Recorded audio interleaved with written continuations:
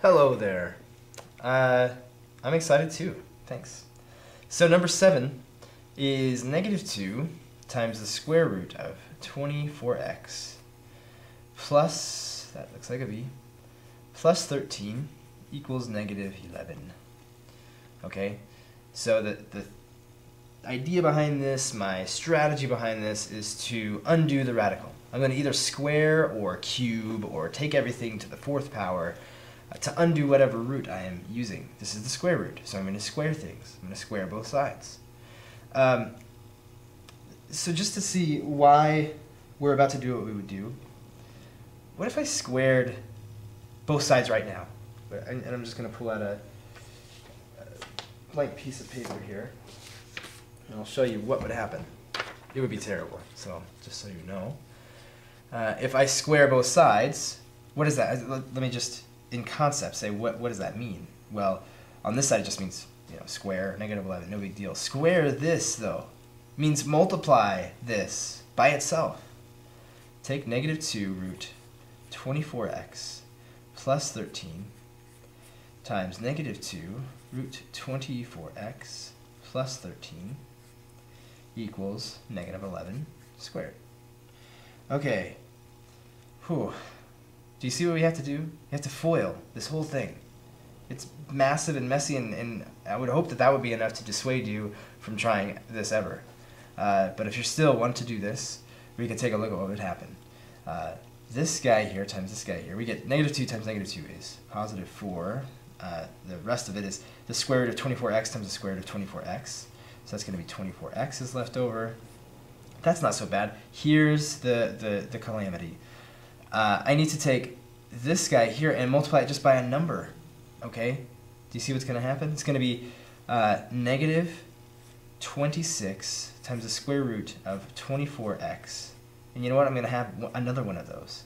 I'm going to have this 13 times this negative 2 times the square root of 24x. So we're going to have another negative 26 times the square root of 24x. And then I'm going to have 13 times 13, and to be honest, I don't know what that is off the top of my head. That's 9, and that's 3 times 1 is 3, and then we have 13, and that's 169. Okay, 169. And this would be 121. And you know what? This is just a massive mess that I'm going to help you do. I just can't watch you do this to yourself anymore. So I'm going to take this away, and I'm going to help us find a better way. Okay? Let's get the radical on one side by itself. Okay? So let's subtract 13 from both sides. So we'll have negative 2 root 24x equals negative 24. We're going to divide both sides by negative 2. Square root of 24x is equal to a positive 12. Then we're going to square both sides. That's going to leave 24x by itself, and that's going to leave 144 on this side. And then we're going to get x by itself by dividing by 24 on both sides. So x is equal to 3. No, it's not 3. It's 12. Well, it can't be.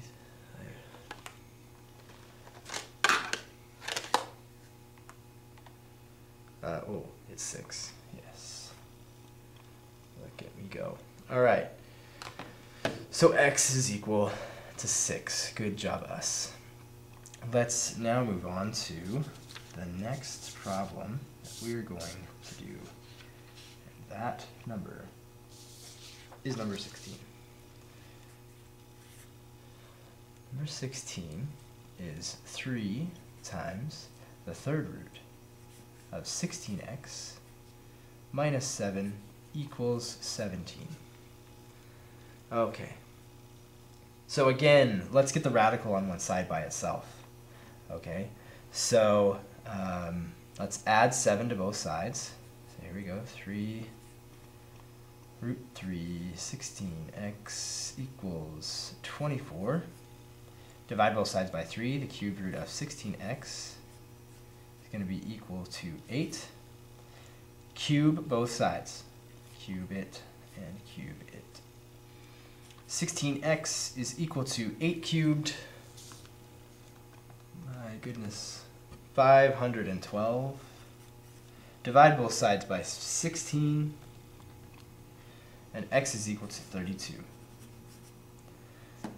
Okay. We did it. All right. On to number 26 then. What do you say? Okay. You don't have a choice. Oh, wait. You could fast forward. So you do have a choice. 26 then. If you insist, 16x to the 3/4 power plus 44 equals 556. Look at all those numbers. How do you isolate first the variable part of it? Okay, so that's kind of the idea behind the whole thing. Isolate the stuff that contains the variable. That's another way to look at what I was talking about, isolating the radical. So get this stuff on one side by itself. So let's subtract 44. 512 is equal to 16x to the 3/4. What did we do to cancel out this rational exponent? Oh, that's right. We raised it to the 4/3 power. Why? Because when I raise a power to a power, I multiply those two powers together. What's going to happen when I multiply to the side here? 3/4 by 4/3. Since I know so much about fraction multiplication, I know that these cancel, all I'm left is 1 over 1. So I have 16x to the first power. So it's all by itself. Equals the third root of 512. Oh, I know that. I just did that. So 512 to the 1/3 to the 4th power. Well, this is not all that helpful, because this is 8. 512 to the 1/3. The third root of 512 is 8. I raise that to the 4th power. Well, let's see what happens. 8 to the 4th. 4,096. Okay, now what do you think I do? Of course, I divide by 16. What else would I do? X equals 256. Good job, everyone. Next, number 40. Number 4 followed by the number 0. That's going to be x minus 2 equals the square root of 3/2 x minus 2. Okay, so like the first part of it is already done. It's the radical side is isolated. It's by itself. So the next thing to do would be to square everything. So square this and square this. Remember, squaring this quantity means FOIL it. So x squared minus 4x plus 4. Pause the video, do the work yourself if you want. 3/2 x minus 2, that comes out of the square root because we undid it with the square. This is a quadratic equation. So we're going to have x squared minus, so this is 8/2. So 11/2 x. Then we're going to add 2 to both sides, plus 6. Okay. Equals 0. Well, let's make this easy. Let's get rid of this denominator of 2. Let's multiply everything by 2. So we have 2x squared minus 11x plus 12 equals 0.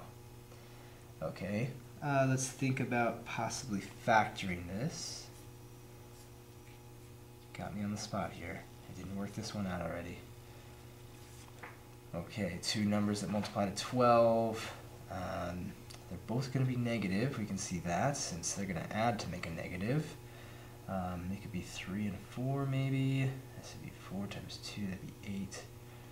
And, yes, good. So 4 and 3 multiply together to make a positive 12. Negative 4 times 2 is negative 8. Minus 3, that's going to be a total of negative 11x. So 2x minus 3 is equal to 0, or x minus 4 is equal to 0. So x is equal to 3/2, or x is equal to 4. Okay, should we just leave it at that? No, we should check the solutions, because like I said before, we are squaring, we're using an even power, and we have x's on either side of the equation, inside and outside of the radical. So we're going to check and see, does it work? Okay. I'm sure as I can, you can plug this in your calculator. So I'm going to put a 3/2 in there. I'm going to check that first. So 3/2 minus 2, what is that? I have -1/2. Right away, I know that that's not going to happen because remember the original equation was x minus 2 equals the square root of 3/2 x minus 2. So the issue with that is, remember, when we take the square roots, now we're just going to say that they're positive, not plus or minus, just positive for 6.6. We're just going to say positive. So we can't get negative numbers over here. So that's just going to ruin everything. That could ruin our whole lives. So let's try 4, knowing that this guy is no good. Let's try 4. So 4 minus 2, that's going to be 2. 4 times 3/2.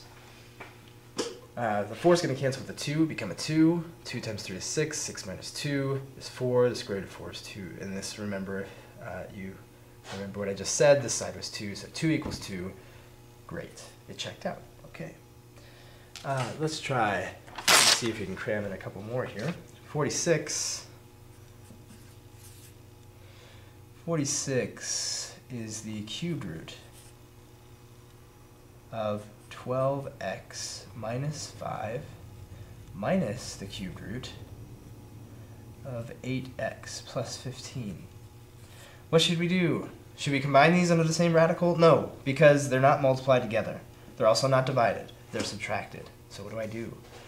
I could try cubing both sides right now, but remember from the first problem that I showed you what a mess that can be if you don't have a radical only, just a radical on one side. It was awful, remember? So what should we do? What if I take this guy and put it over here? So I've got the cubed root of 12x minus 5 equals the cubed root of 8x plus 15. Now what? Oh, if I cube both sides, then I just undo both of the cubed roots. So cube, so 12x minus 5 is equal to 8x plus 15. Happy day. So combining like terms, moving things around, we'll find that 4x is equal to 20, and x equals 5. No need to check that solution. We used an odd power. Can I do the last one? I do think I can. 47 is the last one. The square root of 3x minus 8 plus 1 equals the square root of x plus 5. Well, looks like I'm just going to have to bite the bullet, because I cannot get just a radical on either side like I did with this one. Just going to have to square both sides like we did that in that one example before, and I'm just going to have to FOIL this, okay? So this is the square root of 3x minus 8 plus 1 times the square root of 3x minus 8 plus 1 equals, well, if I'm squaring both of these, then I'm squaring this. Squaring the square root just undoes the square root. Okay, so next, quickly, 3x minus 8 times 3x minus 8 is just going to be, or the square root of 3x minus 8 times the square root of 3x minus 8 is going to be 3x minus 8. I'm going to get 2 square roots of 3x minus 8, and then I'm going to get plus 1 equals x plus 5. Okay, so let's move everything over here.